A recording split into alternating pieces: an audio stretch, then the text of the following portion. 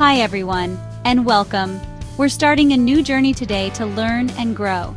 Today, we're going to talk about something super important for all of us: how to manage our own money. We'll share 10 top tips to help you get better with your money. So let's get started on this exciting trip. The very first step on our money journey is knowing where we want to go. Ask yourself, what do I want to get by being better with my money? Is it buying a new house? Or making sure my kids get a good education? Or maybe starting my own little business? Your goals should be SMART. That means they need to be specific, measurable, like you can count them, achievable, something you can actually do, relevant, important to you, and time-bound with a deadline. So instead of just saying, I want to be rich, try saying, I want to save X amount of money in Y years to buy a house. When you write your goals down on paper or in a notebook, it turns your dream into a real plan. Remember, every big journey starts with just one step, and figuring out your goal is that very important first step. Okay, so we've set our money goals. Now let's talk about something that will help us stay on track: a monthly budget. A budget is like a helper. It shows you where your money comes from and where it all goes. To make a budget, first write down all the money you get each month very carefully. Then keep track of everything you spend money on. Put your spending into groups like home, food, getting around, bills, learning, fun stuff, and saving. Once you see clearly how much money comes in and how much goes out, you can start planning your money better. Decide how much money to put in each spending group based on what's most important to you and your goals. A budget isn't something you make once and never change. It's flexible. You can change it every month if you need to.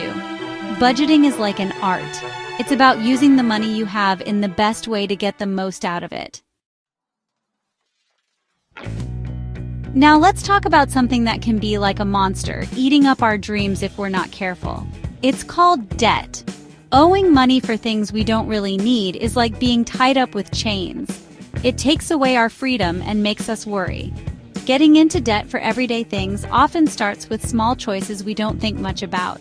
It takes strength and courage to say no to all the flashy ads and the pressure to buy. Before you borrow money for something, ask yourself, do I really need this? Can I wait and get it later? Is there something else that costs less? Being free with your money starts with breaking free from owing money for things you don't truly need.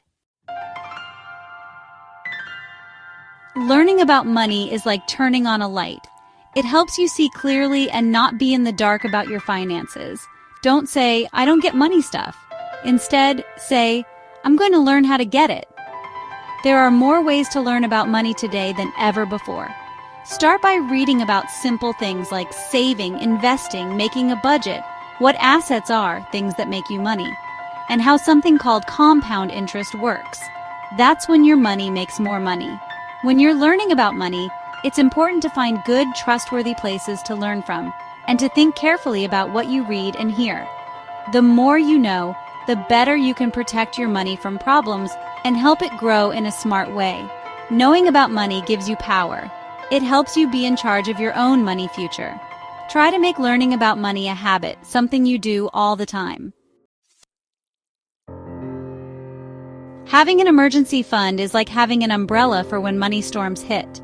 An emergency fund is money you save just for surprises, for things you didn't plan for that pop up suddenly. Smart money people say this fund should have enough money to pay for your basic needs for about 3 to 6 months. Start by putting a little bit of money away each month. Keep it in a special savings account where you can get it easily if you need it. Having an emergency fund makes you feel safe and calm. That feeling is priceless. It helps you avoid having to borrow money or sell important things for cheap when a money problem happens. An emergency fund is like an investment in feeling good and being steady with your money. It's like a seatbelt in a car. You might not need it every day, but you'll be so glad it's there if something unexpected happens. Investing in assets is how you grow your money. Just saving money might not be enough to beat rising prices or to really grow your money over a long time. Investing means you make your money work for you. Assets are things that put money in your pocket. Liabilities are things that take money of your pocket. Assets can be things like stocks, bonds, houses, or even starting your own business. It's important to put your money in different kinds of investments. That way, if one doesn't do well, others might. It's called diversifying, and it helps lower the risk. Changing from thinking like someone who just buys things to thinking like someone who invests money is a really big change in how we think about and use money. Investing is like planting seeds. It might take time for them to grow and flower, but if you take care of them and are patient, you'll get good results later on. Keeping track of what you spend every day is a simple habit, but it can make a big difference.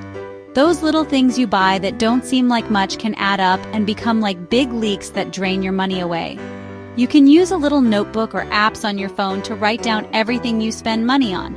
The idea is to know exactly where every single penny is going. When you find these money leaks, you can then decide what to do about them. It's a step to spending your money more thoughtfully and using it for things that really help you reach your goals. Our 8th tip is to try not to spend money based on your feelings. Sometimes when we feel sad or stressed, we buy things to try to feel better. That's called emotional spending, and we often do it without thinking. The first step to not fall into this trap is to notice when you're doing it. Try to stop for a second before you buy something and ask yourself, do I really need this? It's good to find other healthy ways to deal with your feelings instead of just buying stuff. When we can control how our feelings make us act with money, we can make smarter choices. Use sales and discounts in a smart way. Don't buy things you don't need just because they're on sale. Before you buy something, do a quick check to see if it's cheaper at another store. Keep an eye out for big sales and special deals on things you were already planning to buy anyway. The money you save by doing these smart things can add up to a lot. It's like the old saying, a penny saved is a penny earned, or save for a rainy day. Don't be afraid to ask a trusted money expert for help. Sometimes money stuff can get tricky, and it's okay to ask someone who knows a lot about it. A money expert can help you look at where you are with your money now, understand your goals, and suggest good ways to reach them. It's super important to pick a money expert who is known for being honest and clear. A money expert won't make decisions for you, but they will give you the information and tools you need to make good choices yourself. Taking this step can be a really good investment in your money future. And that's it, friends. We've reached the end of our journey with these 10 tips for managing your money better and more thoughtfully. Thanks for watching. If you liked this video, please give it a thumbs up and subscribe to our channel for more money tips. Always remember, getting good with money is an ongoing journey. It takes patience, not giving up, and actually doing the things we learn. It's not just about numbers and math.